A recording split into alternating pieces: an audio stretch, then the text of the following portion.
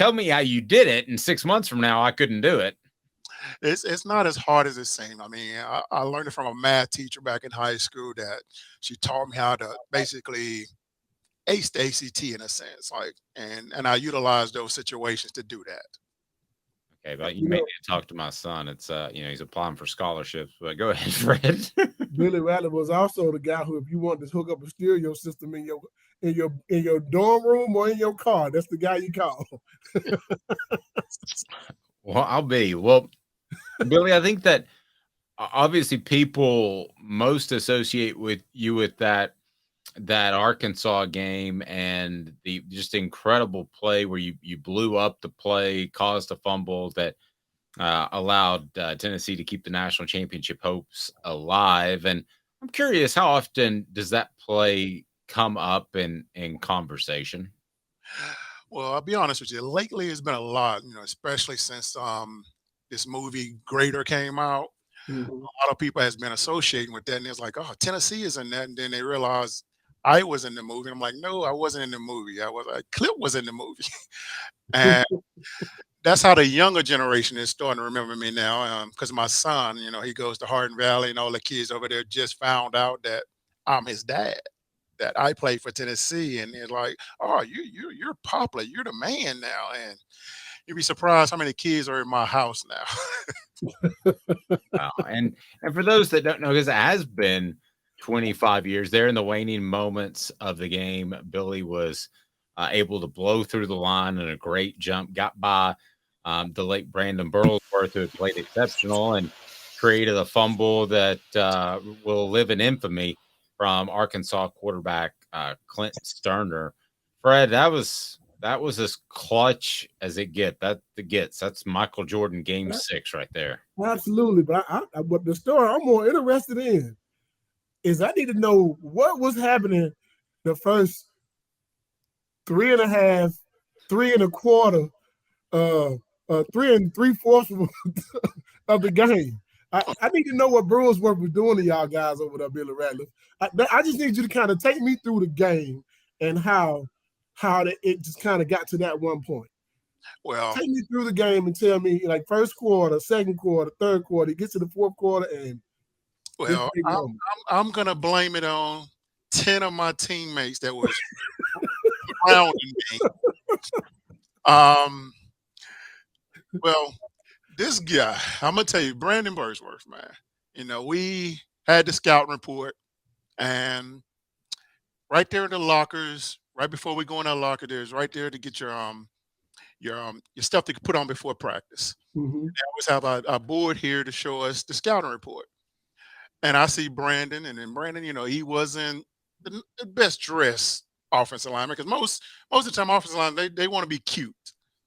Brandon, that guy, he had his pads on like he was the Pee Wee Lee where the pads was hanging to the side.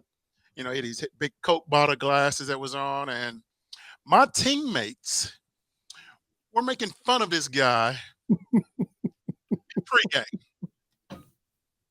And The I'm like, guy you have to go against. yes, the all American guy now. And of course, we didn't care about that stuff. We didn't care who we played. It didn't matter who it was. If it was Florida, that's when we got a little bit tighter. Anybody else, they were just another team we was utilizing for stats.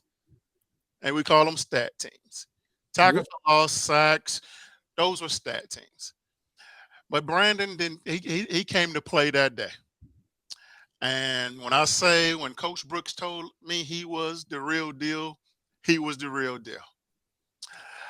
Guys, I didn't have one stat, not a stat, not even a assist of a tackle. He didn't get a chance to even knock a ball down. This man was a technician. He was, besides Cozy Coleman, I never played anybody like him before in my life. And I played against a lot of great guys, and And Cozy those was a two good were one. the best two I've ever played against. Mhm. That day, Brandon came to play, and I say he kicked my butt for 3 quarters straight up until that series of us going back to get the ball back. And gosh, I didn't even think we would get the ball back. But I'll be honest with you, I was so psyched up, and Al had already done pretty much chewed us out because we were losing to this team anyway. And if you guys know Al, like we know Al, Al ain't playing. He may be talking a lot, but he ain't playing. He's telling the truth. Yeah. Yeah. And Yeah, that's true. I remember, us going to the sideline and, team them, watching the field, watching team them, knowing they get ready to go score, but they didn't. And me, I'm like, oh, man. So I utilize what I do. I'm going to do. I just try to keep the guys up, encourage them, don't let them get their heads down. And I told T, I said, hey, man, hey, keep your head up, man. Keep your helmet on, man. Hey, we going to get this ball back, man. I got you. I'm just talking, man. I'm just talking. You're talking about, just to clarify for everybody, so you're talking about your all's next to last offensive drive that ended, and there you guys are down, and you're on the sideline. That's when you see T. Yes, as they're coming off the field. And, I see T, he got his head down, and you could tell he didn't want to go to that phone because I know Coach was going to be chewing him out. And I told T, I said, T, hey, keep your helmet on, man. I'm getting this ball back. And, it was more of a motivation for him.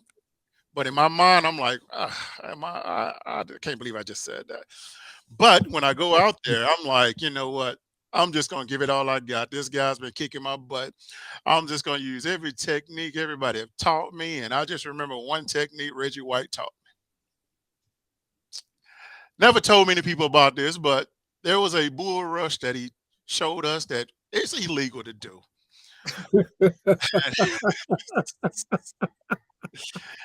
And it consists of me keeping my head down like I'm running a 40-yard dash straight up the field, and my helmet is going to hit the center of his chest.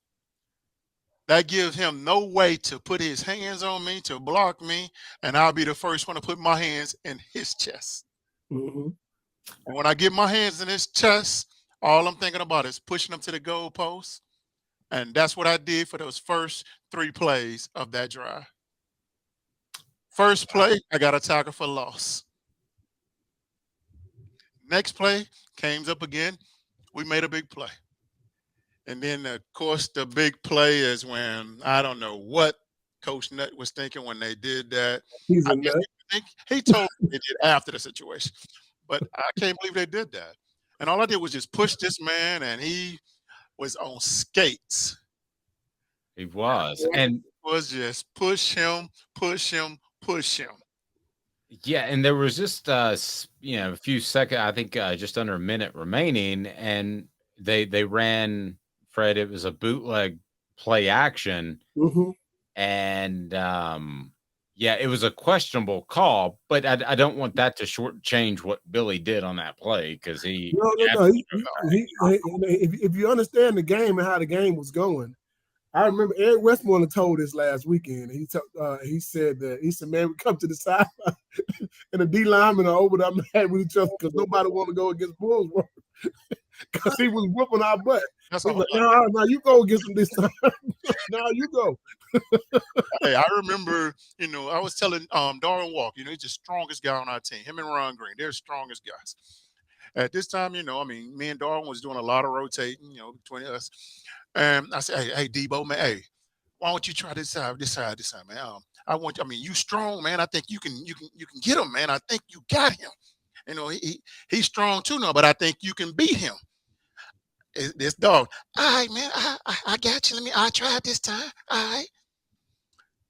One time, boom. He go, nah, big worm, man. Hey. Over here right now, man. And Darwin has a really high-pitched voice that I'll never forget. He was the standout for the Eagles. Yeah, and he talked real high. And and he was one of the strongest players in Tennessee football history. So if he turns him down, Billy's pretty darn strong. Yeah.